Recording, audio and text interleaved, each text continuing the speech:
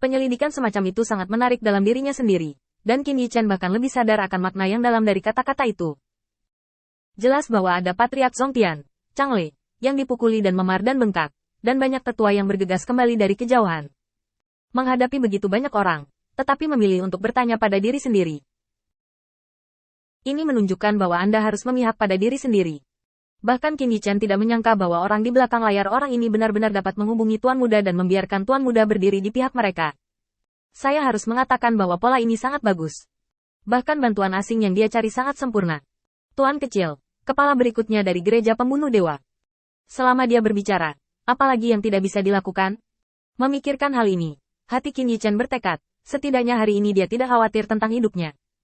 Kembali ke Tuan Muda, bawahan dan Tuan Chang Lei ada di ring. Tanpa diduga, Tuan Chang Lei marah dan ingin membunuhku. Jika bukan karena bawahan yang memiliki kesempatan, aku khawatir mereka sudah mati sekarang. Terima kasih atas perhatian Tuan kecil. Sama sekali tidak ada kata salah dalam apa yang saya katakan hari ini. Jika dilanggar, itu akan dihancurkan oleh sekte pembunuh dewa di amplop saya. Qin Yichen berbicara dengan tulus, dan bahkan bersumpah dengan keyakinannya.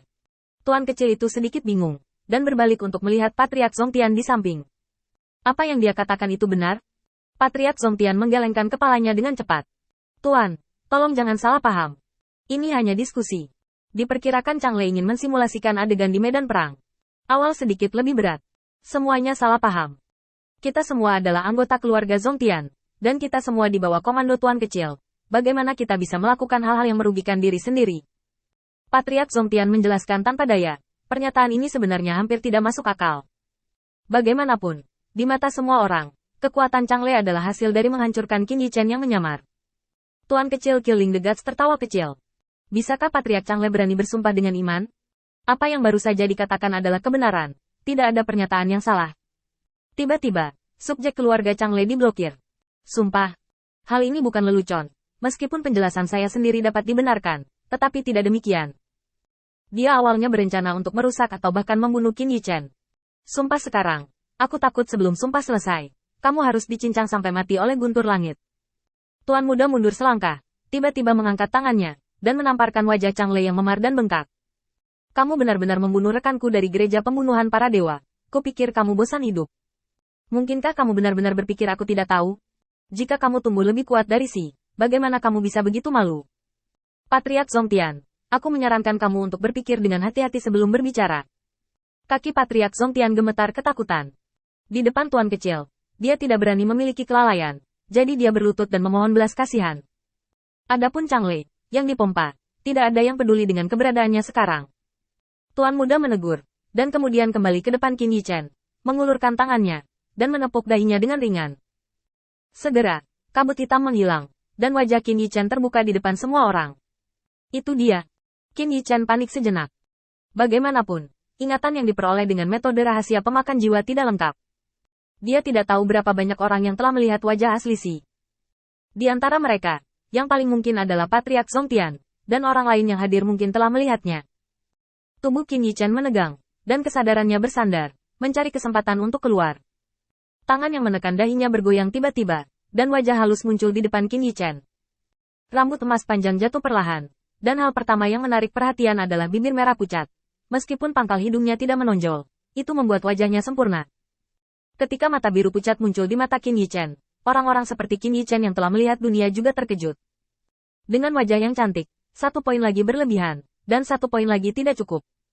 Dengan senyum manis, itu menyebar dengan suara sukacita. Kamu tidak keluar dari daging, itu sangat cantik. Mata biru menatap Qin Yichen untuk waktu yang lama. Tuan kecil tersenyum. Telapak tangannya menjentikkan pipi Qin Yichen. Mulut kayu cendana sedikit terbuka, dan angin hangat datang. Akan sangat bagus jika kalian semua seperti ini. Qin Yichen bodoh. Dengan cepat menggandakan ingatan Jiangxi.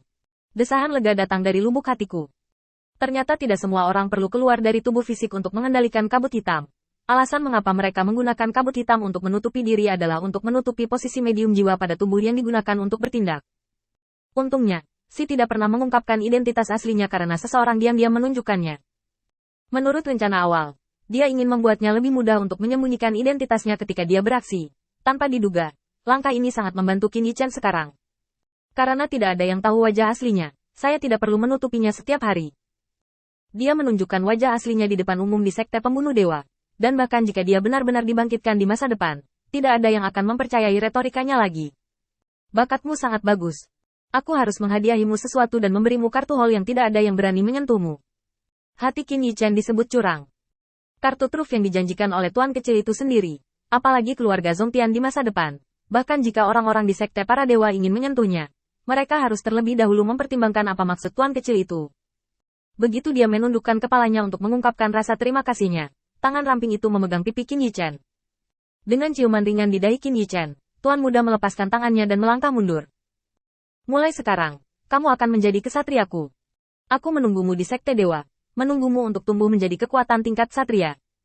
Setelah menyelesaikan pekerjaan, tuan kecil membawa tangannya di punggungnya dan pergi dengan terpental. Qin Yichen ditinggalkan sendirian, dengan wajah terdiam. Memalukan dicium oleh seorang gadis kecil. Setelah mengirim tuan kecil pergi, Qin Yichen berdiri. Kali ini, bahkan jika dia menghadapi Patriark Zongtian, Qin Yichen penuh percaya diri. Patriark Zongtian tampak tak berdaya. Menunduk dalam frustrasi.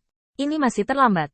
Dia tidak pernah menyangka bahwa situasinya yang diatur dengan hati-hati, rencananya untuk mengepung Xia, akan digunakan oleh orang di belakang Xia. Tetapi itu menjadi kesaksian bahwa Xia menerima bantuan tuan muda. Masalah hari ini dikatakan oleh tuan kecil itu sendiri. Dia tidak akan pernah bisa membunuh tuan kecil itu. Bahkan jika dia memberinya 10.000 keberanian, dia tidak akan berani melakukannya. Anda hanya dapat membiarkan hal-hal yang disukai Si oleh tuan kecil menyebar. Dan Anda dapat meletakkan semua rencana yang ingin Anda mulai dengan Si dalam keluarga Zongtian.